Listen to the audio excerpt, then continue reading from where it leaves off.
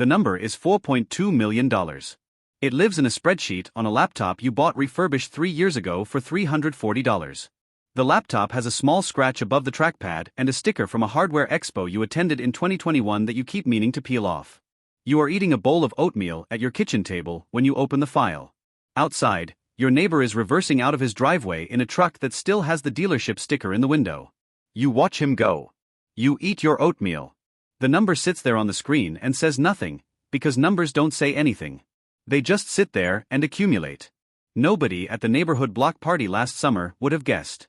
You brought store-brand potato chips in a plastic bowl. You stood near the folding table and talked to the retired teacher 2 doors down about whether the city was going to repave the street this year. A perfectly ordinary conversation between 2 perfectly ordinary people on a perfectly ordinary Saturday afternoon. Not an accident. The whole design. It started the way most things that matter start. Not with a plan. With a problem that was slightly more interesting than it was annoying. You were working a contract job doing inventory audits for a regional supply chain company. The work was methodical and unglamorous and paid reasonably but not remarkably. You drove to warehouses, counted things, and put the counts into spreadsheets.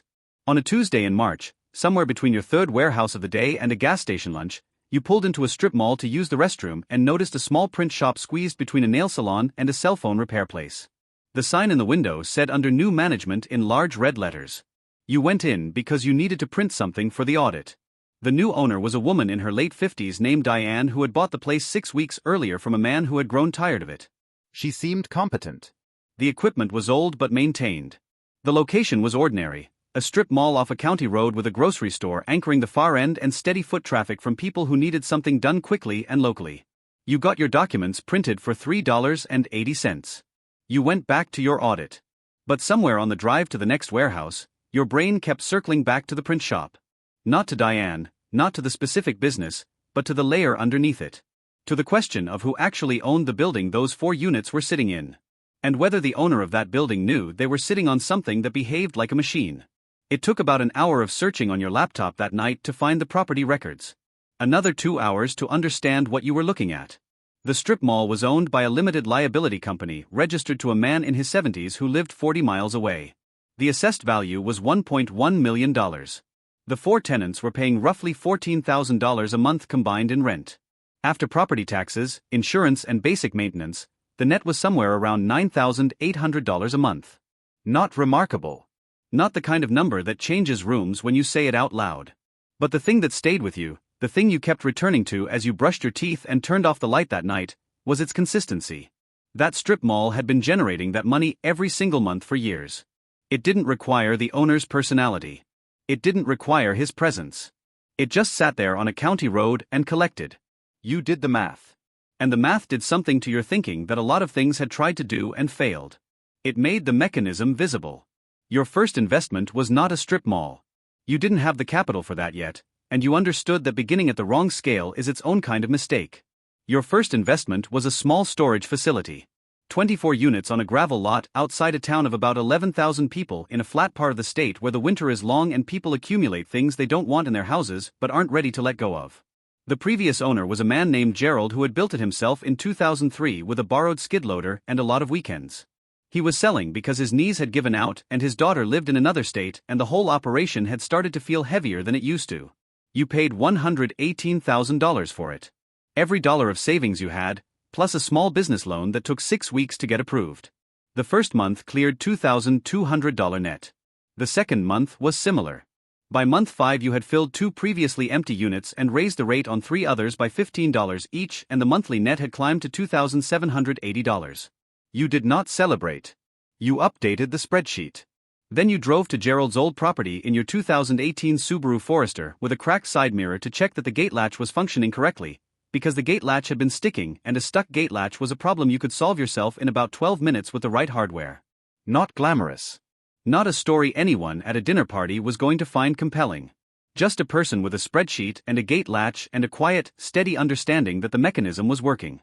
4 years later, your accountant, a man named Robert who has been doing small business taxes for 22 years and has the patient, slightly flattened effect of someone who has heard every variation of financial chaos a person can generate, sits across from you in a coffee shop and opens a printed summary of your current holdings. He reads it the way he reads everything. slowly, without expression, occasionally making a small mark in the margin with a mechanical pencil. When he finishes, he sets it down and folds his hands on top of it and says, "You've built the most boring profitable portfolio I've processed in 2 decades of doing this." You ask if that's a problem. He says no. He says it's just unusual. Most people at your asset level are into multifamily residential, commercial development, or equities with some kind of growth thesis attached. He says you seem to have deliberately avoided anything that requires a story. You tell him that's the point. He nods slowly, the way someone nods when they understand the words but is still working out whether they agree with the principle. The summary covers the original storage facility, now expanded to 38 units at $3,900 net per month, and a second facility in a different county acquired 2 years after the first. There is a small industrial laundry service, the kind that handles linens for 2 regional medical clinics and a chain of assisted living facilities. Not the dramatic end of healthcare. Just the part where clean linens need to arrive on a schedule, every week, without fail. An automated car wash on a service road near a highway interchange, bought from a man who had owned it for 16 years and wanted to retire somewhere warmer.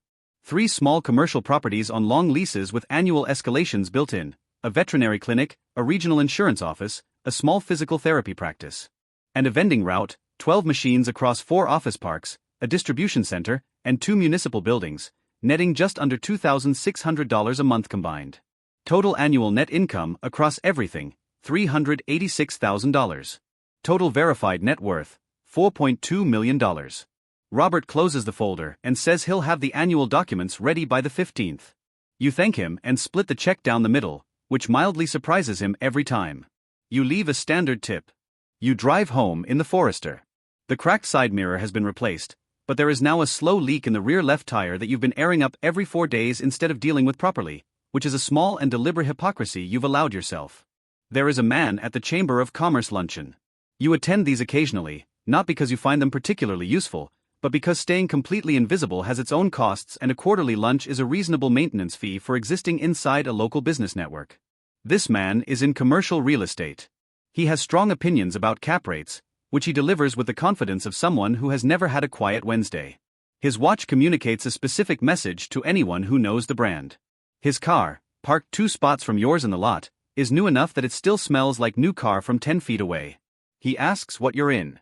You tell him storage and a few small commercial properties. He asks which markets.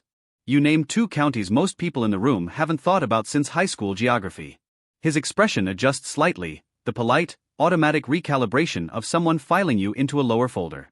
He asks if you've considered expanding into something with more upside potential.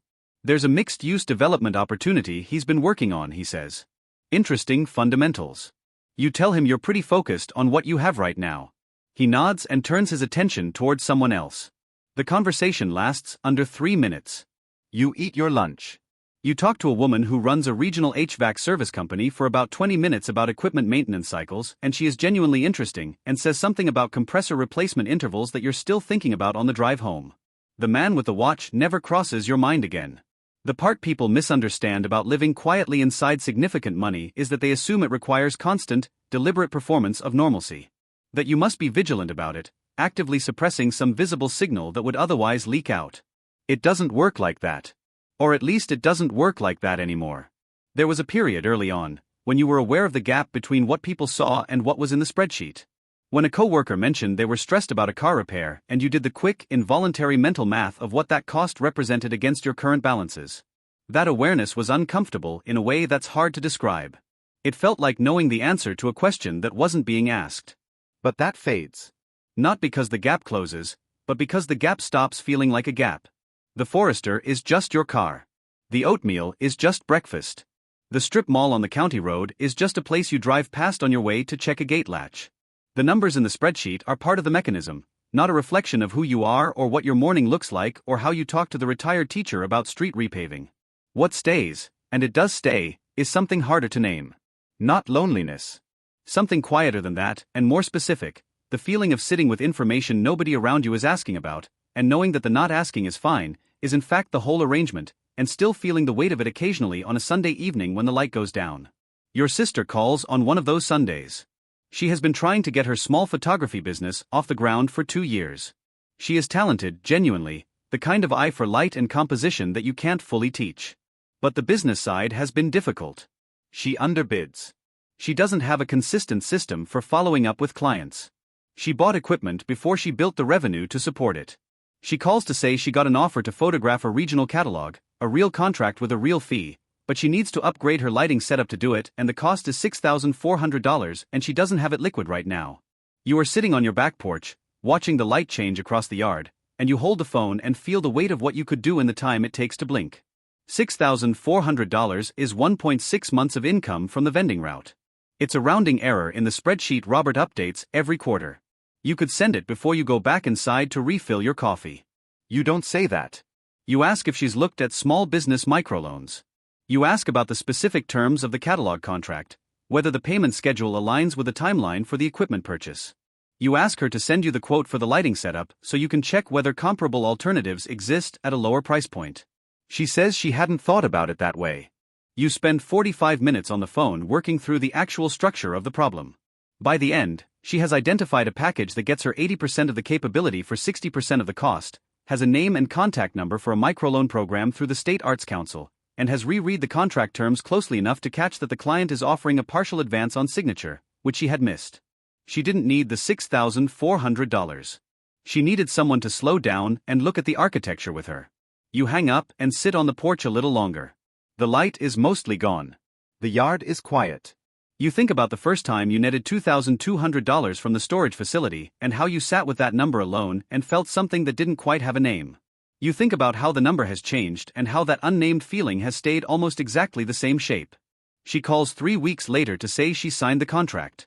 You tell her that's great. She did the work. You just asked the right questions. You don't tell her the other part. You won't. That's not modesty. It's just an understanding of what the story needed to belong to. The morning the spreadsheet crosses $4 million for the first time, you are in a hardware store. You drove yourself there to pick up a replacement part for a drainage valve at the second storage facility because the property manager is unavailable and the issue is small enough that making the trip yourself isn't unreasonable. You are holding a photograph of the original part on your phone so you can match the threading. Your phone buzzes with an email from Robert. A mid-year portfolio summary. You're standing in the plumbing aisle under fluorescent lighting next to a display of PVC fittings when you open it. The summary line is formatted exactly the same way it always is, clean, unexciting, 12-point font. The number at the top is $4,211,400. You read it twice. Not because you can't understand it. Because you want to make sure you're reading it correctly. A man 2 feet away is comparing 2 pipe wrenches, lifting each one to check the weight. A teenager near the end of the aisle is staring at his phone. The overhead lighting hums at the exact same frequency it was humming 30 seconds ago. The store does not know. The man with the pipe wrenches does not know. The fluorescent light is indifferent to the number on your screen. You thought this moment would feel different. You've thought about reaching this number the way people think about milestones, with some kind of perceptible shift in the air, some internal rearrangement that confirms something. A before and an after with a seam you could feel between them. There is no seam. Just the plumbing aisle and the phone in your hand and the drainage valve part in your other hand and Robert's perfectly formatted email and the overhead hum. You reply to Robert, confirmed. We'll review in detail this weekend. Then you go find the correct valve fitting, pay at the register with a debit card, and drive to the storage facility to install it. The repair takes 18 minutes. You check the gate latch while you're there, because you're there. The gate latch is fine. On the way home, you pass a self-serve pet wash station at the edge of a strip mall. You've driven past it a dozen times without registering it as anything other than scenery. Today you notice it differently. You make a mental note to look into who holds the lease on that commercial bay and what the owner's situation is. The forester needs nothing. You drive it home anyway. What you've figured out, not quickly and not all at once but slowly over years of Tuesday decisions and spreadsheet updates and quiet drives between unremarkable properties, is that the performance of wealth and the reality of it almost never inhabit the same person at the same time. The performance costs a lot. It's visible, high maintenance, and requires an audience that keeps revising its expectations upward. The other version is boring and invisible and runs whether you're watching it or not and asks almost nothing of you beyond patience, consistency, and a willingness to drive out and look at a drainage valve on a Wednesday morning when you'd rather not. There will always be a man at a luncheon with a communicative watch. A neighbor with a new truck and a sticker still on the window.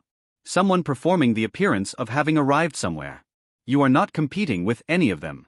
You are not even in the same category of endeavor. You are in the Tuesday morning category. Strip malls off county roads. Storage units in flat towns where winter lasts too long. Vending machines in distribution centers that nobody photographs or writes about or thinks about for more than the 6 seconds it takes to make a selection and retrieve a bottle of water.